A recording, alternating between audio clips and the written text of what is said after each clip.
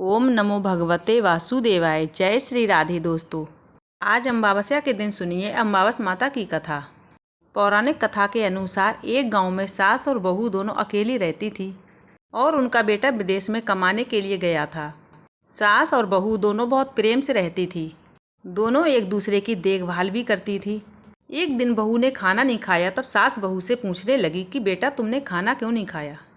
तब बहू कहने लगी, सासू माँ, आज मेरा अमावस माता का व्रत है, इसीलिए मैंने खाना नहीं खाया। तब सास कहने लगी, बहू ये व्रत क्या होता है और इसको करने से क्या फल मिलता है, मुझे भी समझाओ। तब बहू कहने लगी, सासू माँ, अमावस माता का व्रत करने से बहुत पुण्य मिलता है, घर में अन्न धन बना रहता है, सुख शांति बनी रहती है और अटल सुहाग मिलता है, पुत्र की प्राप्ति होती है। इसी तरह से 3 पनौती अमावस माता का व्रत रखा जाता है। इस व्रत में हर वर्ष अलग अलग खाना खाया जाता है और विष्णु भगवान के मंदिर में चढ़ावा चढ़ाया जाता है या किसी ब्राह्मण को दान दक्षिणा दी जाती है। इस व्रत में पहली साल चावल, घी, शक्कर से बना हुआ खाना खाया जाता है। पहली साल का व्रत पूर्ण करने के बाद 1 कटोरी घी, 1 कटोरी शक्कर, 1 कटोरी चावल किसी ब्राह्मण को दान दिया जाता है। दूसरी साल शक्कर, ज्यों, घी से बना हुआ खाना खाया जाता है। इसी तरह जब दूसरी वर्ष का भी व्रत पूर्ण हो जाता है तो 1.25 किलो ज्यों, 1 कटोरी घी, 1 कटोरी शक्कर मंदिर में दान दिया जाता है। तीसरी साल में तिल, गुड़, घी से बना हुआ भोजन खाना चाहिए।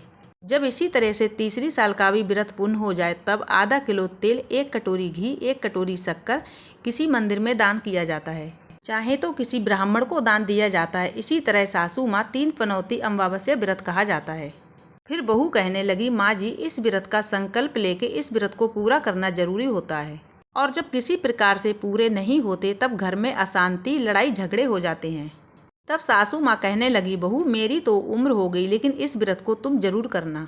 और तब बहू इस व्रत को प्रारंभ करती है।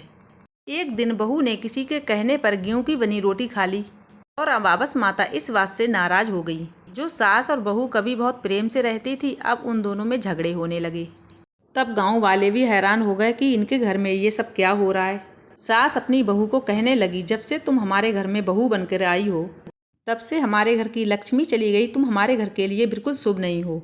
तब बहू ने कहा कि माँ जी, आपके घर की लक्ष्मी चली गई है, मुझे बताओ कहाँ मिलेगी, मैं लक्ष्मी को लेकर आऊँगी। तब सासू माँ कहने लगी, बहू तुम्हें लक्ष्मी समुद्र के बीच विष्णु भगवान के पैर दबाते मिलेंगी। तब बहू ये कहकर चली जाती है कि माँ जी, अब तो मैं लक्ष्मी को लेकर ही आऊँगी, नहीं तो मैं इस घर में पैर नहीं रखूँगी। ऐसा कहकर बहू लक्ष्मी की खोज में चली गई। जब बहू लक्ष्मी की खोज के लिए निकली तब उसे बीच रास्ते में गाय मिली। तब बहू से कहने लगी, आप कहाँ जा रही। तब बहू बोली, हे गाय माता। तब बहू कहने लगी, ये गाय माता, मेरी सासू माँ कहती हैं मेरे आने से उनके घर में अन्न धन की कमी हो गई और उनके घर की लक्ष्मी चली गई है, तो मैं लक्ष्मी को लेने जा रही हूँ। तब गाय माता कहने लगी कि बेटी, तुम जा ही रही हो तो भगवान से मेरे बारे में भी पूछ लेना। तब बहू कहने लगी, ठीक है गाय माता, मैं आपके बारे में भी पूछ लूँगी।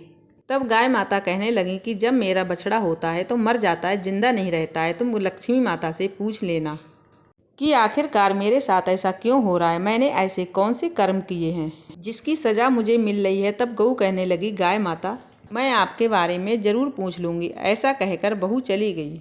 ऐसा कहकर जब बहू आगे बढ़ी, उसे एक घोड़ी मिली, उसके गले में घंटी बंधी हुई थी। तब घोड़ी ने बहू से कहा, बेटी तुम मेरे दुखों के बारे में लक्ष्मी जी से बोल देना। तब बहू ने कहा, ठीक है, मैं आपके बारे में भी पूछ लूँगी। ऐसा कहकर बहू फिर से चल दी। फिर बहू आगे गई तो उसे एक अंधा और एक बहरा मिला। उसने भी बहू से अपनी परेशानियों के अंत के लिए कह दिया। तब बहू उनसे भी ठीक कहकर आगे बढ़ी। फिर आगे बढ़कर बहू को एक बूढ़ी औरत मिली जो हाथ और पैर से दोनों से अपाहिज थी। उसने भी बहू से कहा कि बहू तुम मेरे बारे में भगवान से पूछ लेना कि आखिरकार मैं अपाहिज क्यों हुई, ऐसे मैंने कौन से कर्म किए हैं, उनसे ये पूछ लेना। तब बहू ने उनसे भी हाँ कह दिया और फिर आगे बढ़ी।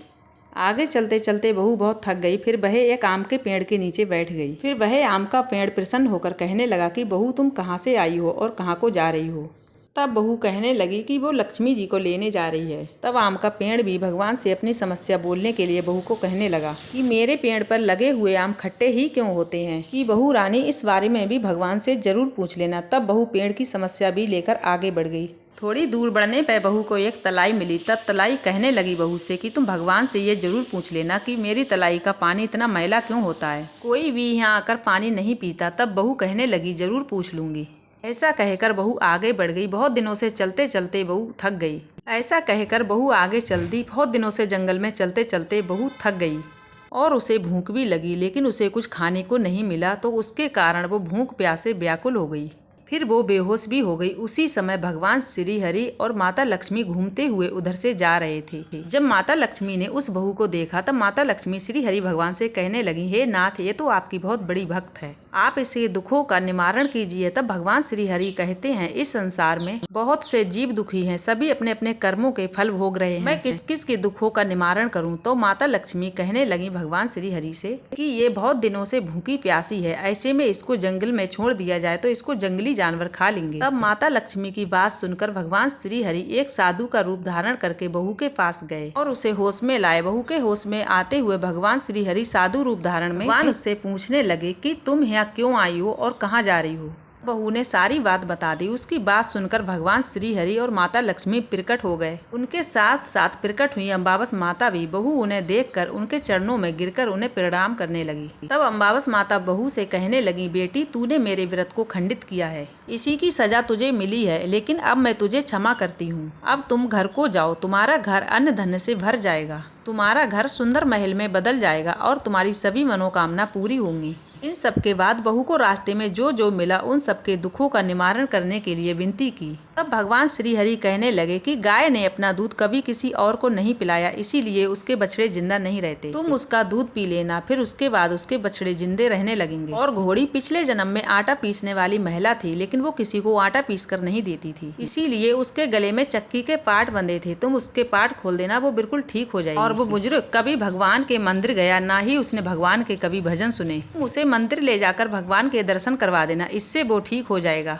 अपाहिज महिला, उसने कभी अपनी जवानी में दान पुण्य नहीं किया, उसकी उसे सजा मिली है। तुम उससे कुछ भी दान पुण्य करवा देना, उसकी विकलांगता ठीक हो जाएगी। और वो आम का पेड़, उसने कभी अपने पेड़ के आम किसी बच्चे को नहीं खाने दिए, अब तुम उस पेड़ के आम खा लेना, फिर उसके बाद उसके सभी आम मीठे होने लगेंगे। और तलाई का पानी, पिछले जन्म में देवरानी जेठानी थी, वो एक दूसरे से हमेशा झगड़ा करती रहती थी, इसीलिए उस तलाई का पानी मैला है। अब तुम जाकर उस तलाई का पानी पी लेना, उसके बाद उस तलाई का पानी शुद्ध हो जाएगा। फिर उस तलाई का सभी लोग आकर पानी पीने लगेंगे। बहू ने ये सभी कुछ बोलने के बाद श्री हरि भगवान अम्बावस माता लक्ष्मी माता को प्रणाम किया और वो अपने घर को वापस आने लगी। रास्ते में जो जो मिला, जिसने अपनी समस्याएं बहू को बताई, फिर बहू उनकी समस्याएं सभी दूर करती गई। सभी ने उसको प्रसन्न होकर भर भर कर आशीर्वाद दिया। फिर बहू घर पहुंचकर उसका टूटा फूटा घर महल बन गया कि घर में अन्न धन के भंडार भर गए। अब बहू ने सासू माँ से कहा कि सासू माँ, आपने तो सच में कहा मैं आपके लिए शुभ नहीं हूँ, मेरे जाने से आपके घर में लक्ष्मी आई, अब आप यहाँ रहें, मैं मरने जा रही हूँ। तब सास ने कहा, बेटी, ये सब तुम्हारे अम्बावस माता के व्रत करने से ये फल हमें मिला है, तुम यहीं पर रहो, अब यहाँ से तुम कहीं नहीं जाओगी। फिर इसी प्रकार सास बहू दोनों साथ में खुशी खुशी रहने लगे। फिर एक दिन बहू का पति भी विदेश से वापिस आ गया।